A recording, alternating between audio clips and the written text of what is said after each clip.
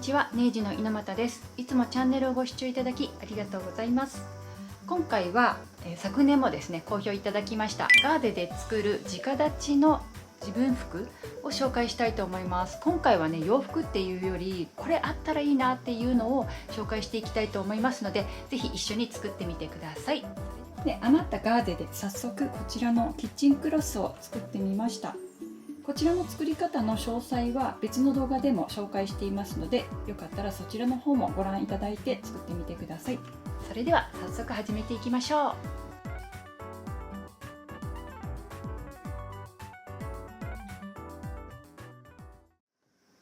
それでは準備するパーツの紹介になります。今回はこちらのガーゼ、ちょっとウォッシュタイプのガーゼを使用します。デコレクションズさんで販売されているガーゼを使っていきます。50センチで届いたままの状態のガーゼを使用しています。そしてこちらはですね、早速サイズに合わせてカットした部分の余りの生地になります。この余りの生地もちょっと使って映像の途中で紹介していきたいと思います。まずはこんな感じで体に当てて、この自分が隠したいこの二の腕だったらこの辺とかこういうふうに隠したい位置を決めて、でここでクリップで留めます。こんな感じで、ここは少しゆとりを持たせるような感じで、反対側も同じサイズになるようにして置いておきます。自分の身幅に合わせて決めてみてください。結構これでも余裕がありますので、だいぶね余りそうです。でこれで長さを決めて裁断していきます。体に当てながらサイズを決めたところです。この部分が袖になる部分になります。で反対側も生地を揃えて余分な部分をカットしていきます。この最初に決めた短い方の部分、これが実際の袖になる長さになるので、これを一応ね測っておきます。だいたい20センチぐらいかなっていう感じで覚えておきます。そしたらこのクリップをつけた反対側、この反対側のところはこのクリップで留めたところから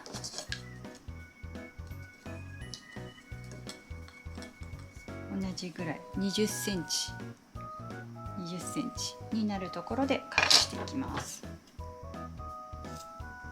この端っこは買った当時のままなので耳がついてますよね。でこれを端っこ揃えて直立ちでカットしていこうと思います。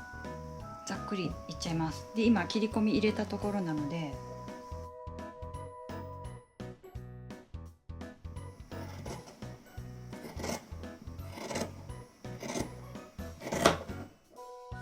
そうしたら端っこを三つ折りにしていきます。だいたいこれもね目分量で大丈夫ですよ。手縫いでやることもできますので、ぜひ一緒にチャレンジしてみてください。そしたら反対側も同じように三つ折りにしましょう。では両脇が待ち針で止まったところです。まだね長さを測ってなかったので、ちょっと参考までに長さを測りたいと思います。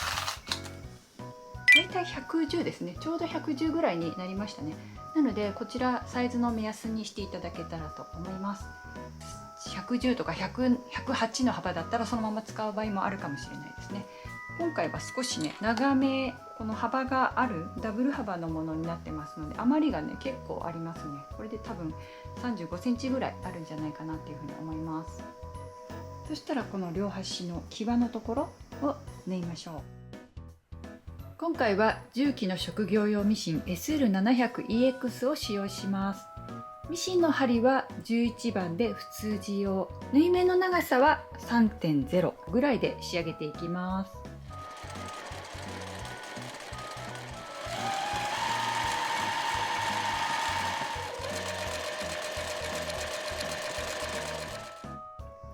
はい、ではこういうふうに両方が縫い終えたところで一回裏にして、またここのところピタッと合わせていきます。そしたら端から17センチのところ待ち針で留めておきます。で反対も同じようにします。そしたら端からこの待ち針が止まっているこの17センチのところまでを端から2センチで縫います。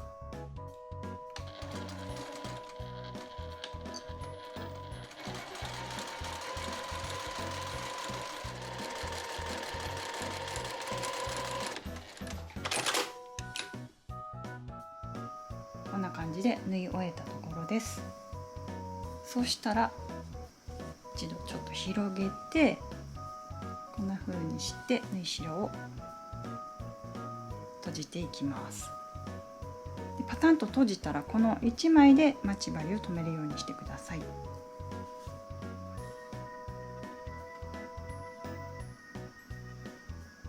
で縫い終わりのところまで来たらこのあと残ってるところも同じように同じ幅でこのような感じで縫い代を畳んでいきます。ガーゼは結構歪んできますのでちょっと自分で目分量で閉じていった方がやりやすいかなと思います。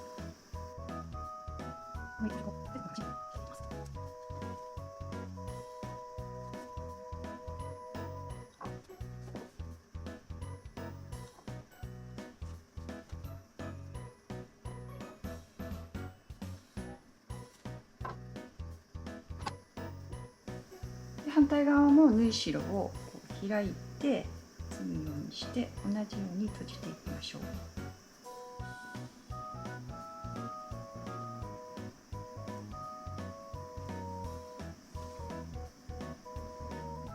そしたらこの際の部分を縫います。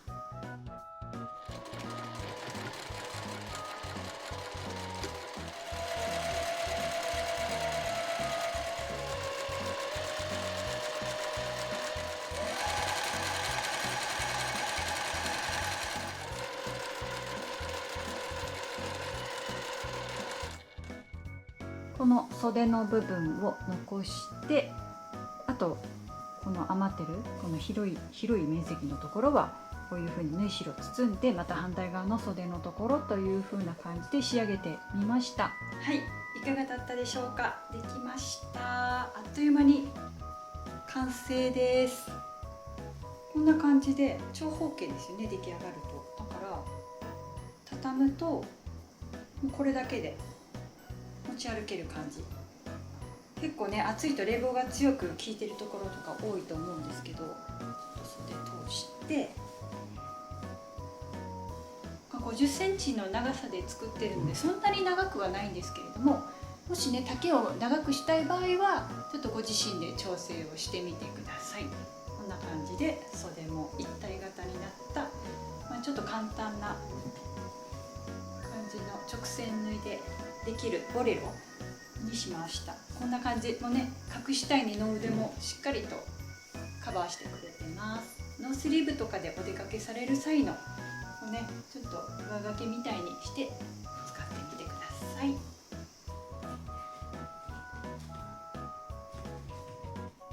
ではこの余った分でキッチンクロスを作ろうかなと思います。こちらは別の動画でも紹介していますのでよかったらそちらも参考にしてみてください。今回はねもうザクザクっとちょうど我が家の台付近っていうんですか、キッチンクロスがなくなったとこなのでこのまま台付近にしようと思ってます。ちょうどね2枚分ぐらい取れそうです。そして新刊の著書の付録にもなっているこちらのくびれ定規の方を使ってカーブを描いていきます。これねちょっと目がハートになっててウィンクしてるような可愛い顔になってます。全部実用的にこうカーブを入れてますのでよかったら発売を楽しみにしていただけたらと思います。こちらはね現在 Amazon と楽天ブックスの方で予約販売受付中です。そしたらここのカーブのところをここに当てていきます。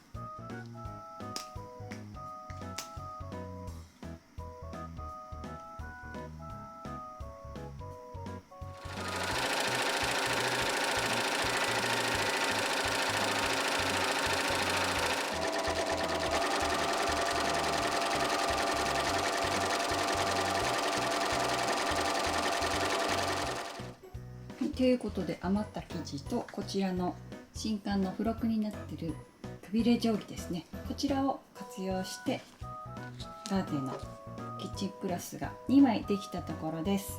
こんな風に余ったガーゼとかこういう風な使い方もできますので、よかったら参考にしてみてください。